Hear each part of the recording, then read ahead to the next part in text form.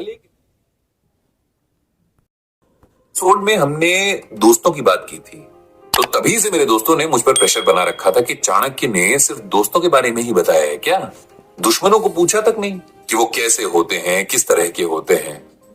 मैंने भी इस बारे में सोचा नहीं था, तो मैं फिर पूरी शिद्दत के साथ चाणक्य के लिटरेचर में ढूंढने लगा कि दुश्मनों का क्या स्टेटस है। आचार्य चाणक्य ने सबसे बड़ा दुश्मन उसको बताया है जो देशद्रोही है।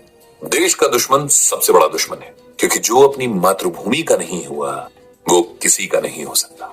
मैक्रो लेवल पर देखा जाए तो देश को इन्हीं से खतरा है, लेकिन देश को खतरा उन लोगों से भी है जिनके मन के भीतर 6 तरह के दुश्मन पल रहे हैं। और ये दुश्मन न केवल उस इंसान को नुकसान पहुंचा सकते हैं, बल्कि उसके जरिए न जाने कितने लोगों को परेशानी में डाल सकते हैं, और शायद किसी दिन पूरे देश को खतरे में भी डाल जाए, क्योंकि ये 6 दुश्मन देश के हर सिटीजन को, उनके कैरेक्टर को इंपैक्ट करते हैं। And believe me, if your character is affected by any of them, तो आप कहीं के नहीं रहेंगे। चाणक्य ने देश के चरित्र के निर्माण का स्टार्टिंग पॉइंट उस देश में रह रहे सिटीजन्स को बताया है, जो कि एक कंट्री की सबसे बेसिक यूनिट है। अब ज्यादा इधर उधर न करते हुए मैं आपको इन 6 दुश्मनों से मिलवाता हूं। ये है lust, anger, greed, pride, arrogance and foolhardiness. Lust यानी लालसा, या उर्दू में हवस। अगर हम किसी भी चीज के लिए जुनूनी हो जाएं, तो उसे हमारी लस्ट ही कहा जाएगा। ये चीजें कुछ भी हो सकती हैं। इंसान अगर अपने पर इस लस्ट को हावी हो जाने दे, तो वो इसके पीछे कुछ भी कर सकता है।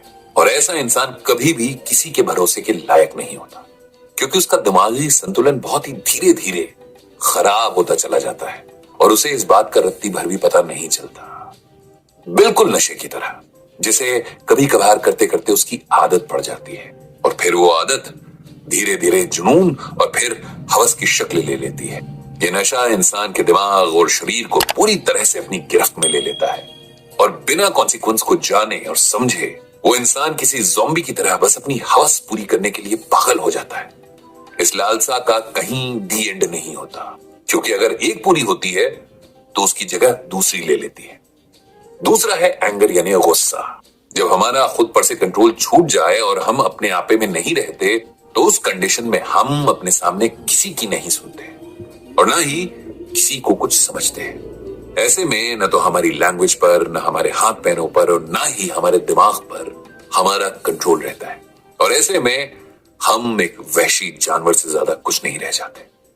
बस यही एक ऐसी कंडीशन है जो न सिर्फ हमारे खुद के लिए बल्कि हमारे समाज के लिए बेहद खतरनाक है। इस हालत में कोई भी इंसान किसी भी वारदात को अंजाम दे सकता है जिसका उसे कोई अंदाजा तक नहीं होता, और जब रियलाइजेशन होती है तब सिवाय पछतावे के कुछ नहीं बचता।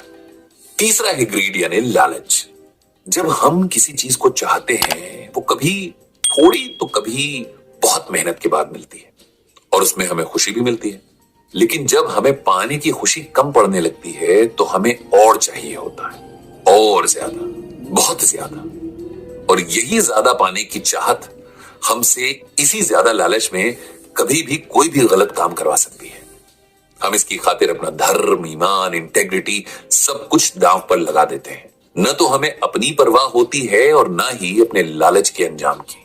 हमारा चौथा और पांचवा दुश्मन काफी कुछ एक जैसे हैं। इनके नाम है प्राइड यानी अभिमान, जिसे हम अहंकार या घमंड भी कहते हैं, और एरोगेंस यानी के अक्खड़पन। खुद पर या किसी पर गर्व करना बुरा नहीं है, वो तो कोई नेचुरल है, लेकिन उसका भी एक्सट्रीम है जो हमें घमंडी बना देता है, अहंकारी बना देता है।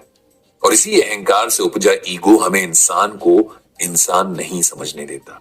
हम खुद को सुपीरियर मानने लगते हैं, और अपने इसी सुपीरियोरिटी कॉम्प्लेक्स में हम कई बार लोगों की इंसल्ट कर देते हैं, उन्हें दुख पहुंचाते हैं। बड़ी बात यह है कि दुश्मन भी हमें रियलाइज नहीं होने देते कि हम जो ये हरकतें कर रहे हैं वो गलत है। छठा और आखिरी दुश्मन भी हमारे भीतर बैठा बैठा हमारे सोचने समझने की शक्ति के कमजोर होने का इंतजार करता है, और जैसे ही उसे वक्त सही लगा, वो हमसे अजीब और गरीब मूर्खतापूर्ण हरकतें करवा ही लेता है। इसे फूल हार्डीनेस या उजड्डपना कहते हैं। हम कितने ही समझदार क्यों ना हो, हम में बैठे ये 6 दुश्मन कभी अलग अलग और कभी एक साथ या एक के बाद एक हम पर हावी होते हैं, और हमें अपने इंपैक्ट में लेकर ये हमसे वो सब करवाते हैं जिसे देश और समाज में द्रोह की दृष्टि से देखा जा सकता है। अपने इन दुश्मनों पर काबू पाना मुश्किल भी है और आसान भी, लेकिन सबसे पहले अगर हमें किसी पर काबू पाना है तो वो है सिर्फ मन। किसी भी प्रकार की गलती करने से पहले मन सवाल करता है, दिमाग को मिली सारी जानकारी के आधार पर सही और गलत का अंदाजा लगाता है और फिर काम करता है। लेकिन अगर इन दुश्मनों में से एक भी हमारे मन में एक्टिवेट हो चुका है तो वो हमारे दिमाग को मिले डेटा को एनालाइज करने ही नहीं देता। वो सीधे सारे डेटा को मैनिपुलेट करके हमसे वही सब करवाता है जो कुछ भी उसकी इच्छा है। मन पर काबू पाने के साधनों में से एक है ध्यान और योग, जिससे हम अपने शरीर की एनर्जी को चैनलाइज करके उस एनर्जी को सही दिशा में इस्तेमाल कर सकते हैं। ये तरीका हजारों साल पुराना है लेकिन सबसे ज्यादा इफेक्टिव है। आप चाहें तो गुस्से को कंट्रोल करने के लिए एंगर मैनेजमेंट थेरेपी ले सकते हैं, लेकिन ध्यान और योग की लगातार साधना से धीरे धीरे गुस्सा भी जाने लगता है। तो आप भी ख्याल रखिए और अपने अंदर छुपे इन दुश्मनों को अपने ऊपर हावी मत होने दीजिए, ताकि आप खुद भी सुख से जिए और दूसरों को भी जीने दें। तो सर, ये एपिसोड आपको कैसा लगा ये मुझे कमेंट सेक्शन में लिखकर बताना मत भूलिएगा। आने वाले एपिसोड्स में भी हम आचार्य चाणक्य की टीचिंग से अपने सवालों के जवाब ढूंढते रहेंगे और उनको अपनी लाइफ में इंप्लीमेंट करके फायदे लेते रहेंगे। तो दैट्स ऑल फॉर दिस